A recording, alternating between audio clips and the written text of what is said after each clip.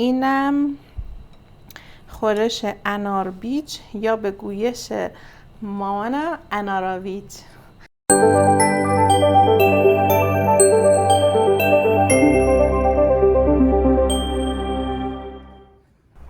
سلام بچه ها، برای درست کردن اناربیج گوشت چرخ کرده احتیاج داریم، پیاز رنده شده، چوچاق و مغز گردوی آسیاب شده.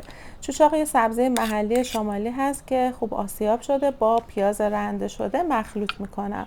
ادویه هایی هم که میزنم نمک، فلفل زردچوبه و یکم گلپر هستش. این مواد رو خوب با هم مخلوط میکنم.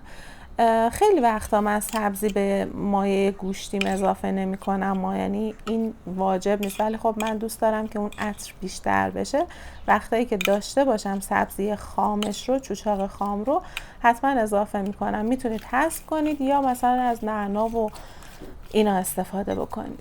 مواد گوشتی رو خوب مخلوط میکنیم، هم میزنیم، ورز میدیم تا قشنگ همه مواد به خورده هم بره. بعد ازشون قلقلیایی درست میکنیم به سایز دلخواه، اندازه یک گردو یا یک کم کوچیک‌تر، دیگه دست خودتونه دیگه. همه این قلقلی‌ها رو آماده میکنیم و ردیف میچینیم و میذاریم یخچال. این ظرفایی که میبینید ظرفای گلی از خانواده گمج هستن، ظرفای سنتی گیلان هستن که رنگ طبیعی دارن، لعاب میخورن و خیلی جذابن. من خودم خیلی دوستشون دارم.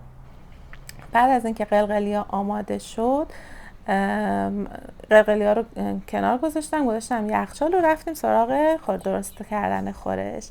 مغز گردومون رو میریزیم توی گمج. این ظرف سفالی گلی خوشگلمونه که براتون توضیح دادم. این دیگشه. رب انار و رب آلوچه هم اضافه میکنم. ماها توی فسنجون و اناربیجمون پیاز و تف بده و اینا نداریم. آب رو هم اضافه میکنم. یه ذره سعی میکنم مغز گردو اینا رو با قاشق باز کنم و درش رو میذارم به در گمج. اگه گفتین چی میگن، میذارم روی حرارت متوسط ملایم. حتما هم زیرش من شعله پخش کن میذارم. بعد از یه ذره اینا جوش زد و باز شد، دوباره بهش آب سرد اضافه میکنم. نکته فسنجون و اناربیج هم که از خانواده فسنجونه، همین هی اضافه کردن آب سرد کم کمه. بعد از اینکه این مواد یه جوشی با هم زد، سبزیش رو اضافه میکنم. بچه سبزی اناربیج سرخ شده است، مثل سبزی قرمه سبزی که چطور اضافه میکنیم، منتها ترکیباتش کاملا چوچاق و سبزی محلی داره که براتون میگم. بعدم که قلقلیا رو اضافه میکنیم، ماها قلقلیا رو سرخ نمیکنیم چون دوست نداریم دیگه یه روغن بیخودی به خورش بدیم، چون خود گردو به اندازه کافی روغن میندازه و همینجوری هم سالم تره. بعد از اینکه گوشتا پخت، لم آخر قالبای یخ رو میریزم و در نهایت هم که دیگه خورش کرد تقریبا جا افتاد، حتما یکم گلپر. این هم در نهایت.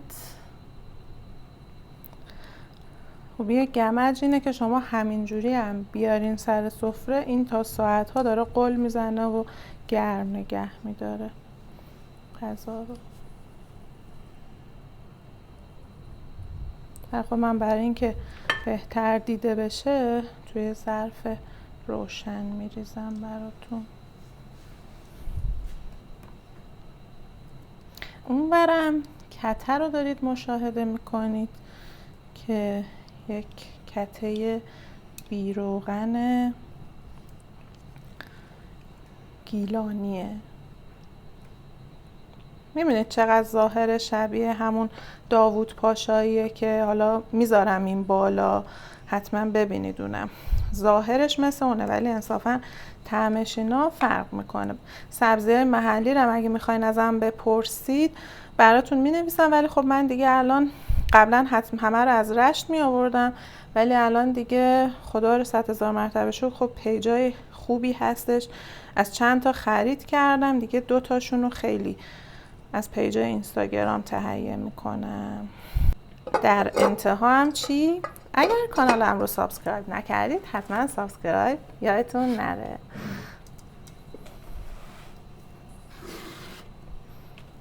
غذاهای گیلانی هم که لینکشون هست، پلیلیستش هست، میتونید ببینید. اینم یه کته ساده، اینم اینو